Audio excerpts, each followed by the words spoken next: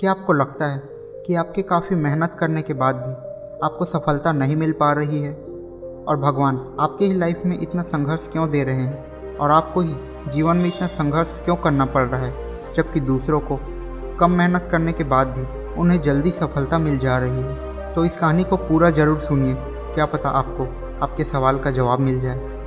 तो एक दिन म्यूजियम की साफ़ सफाई और रख रखाव का काम शुरू हुआ। इस प्रक्रिया में बेसमेंट में रखी कुछ चुनिंदा पेंटिंग्स को म्यूजियम के प्रदर्शनी कक्ष में रखा जाने लगा। यह देखकर म्यूजियम के बेसमेंट में रहने वाली कई मकड़ियाँ अपना जाल छोड़कर दूसरी जगह चली गई, लेकिन कोने की एक पेंटिंग में रहने वाली मकड़ी ने अपना जाल नहीं छोड़ा। उसने सोचा कि सभी पेंटिंग को तो प्रदर्शनी कक्ष में नहीं ले जाया जाएगा, हो सकता है इस पेंटिंग को भी ना ले जाया जाए। कुछ समय बीतने के बाद बेसमेंट से और अधिक पेंटिंग उठाई जाने लगी, लेकिन तब भी मकड़ी ने सोचा कि यह मेरे रहने की सबसे अच्छी जगह है, इससे बेहतर जगह मुझे कहाँ मिल पाएगी, और इसलिए वह अपना घर छोड़ने को तैयार ही नहीं थी। इसलिए उसने अपना जाल नहीं छोड़ा। लेकिन एक सुबह म्यूज़ियम के कर्मचारी उस कोने में रखी पेंटिंग्स को उठाकर ले जाने लगे और अब मकड़ी के पास अपना जाल छोड़कर जाने के अलावा कोई रास्ता ही नहीं था। अगर वह जाल नहीं छोड़ती तो वह मारी जाती।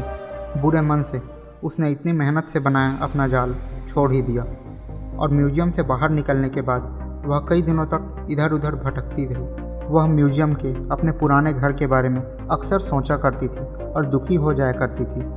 उससे अच्छा स्थान उसे अब कभी हासिल नहीं होगा, लेकिन उसे अपने रहने के लिए स्थान तो खोजना ही था। इसलिए वह लगातार प्रयास करती रही और आखिर में एक दिन वह एक सुंदर बगीचे में जा पहुंची। बगीचे में एक शांत कोना था जो मकड़ी को बहुत पसंद आया।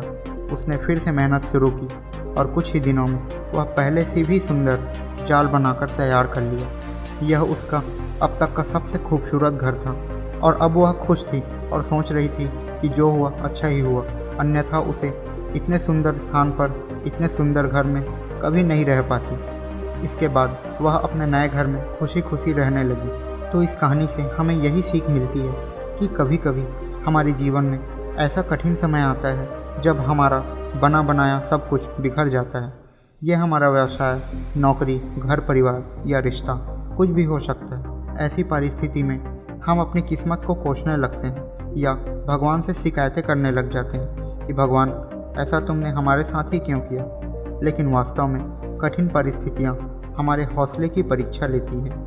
यदि हम अपना हौसला मजबूत रखते हैं और कठिनाइयों से जूझते हुए जीवन में आगे बढ़ते चले जाते हैं तो परिस्थितियों के बदलने में समय नहीं लगता। हमारा हौसला, हमारा जुझारूपन और हमारी मेहनत हमें बेहतर की ओर ले जाती है। यकीन मानिए, हौसला है तो बार बार बिखरने के बाद भी एक दिन आसमान की ऊंचाइयों को ज़रूर छूएंगे।